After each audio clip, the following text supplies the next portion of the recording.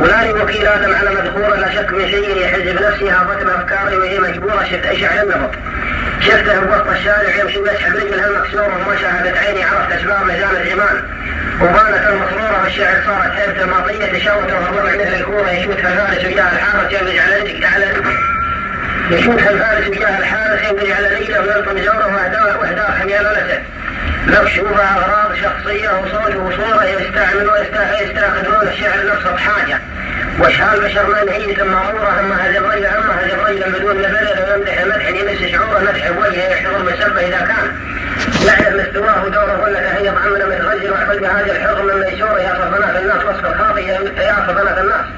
وصف الخاطئ له محزن تنهى ماسورة وجدار مشاعر وياه مروع يعد حاله ناجح من داره ونظر من الشعر مروا منه ولا بشر صحته مخطورة.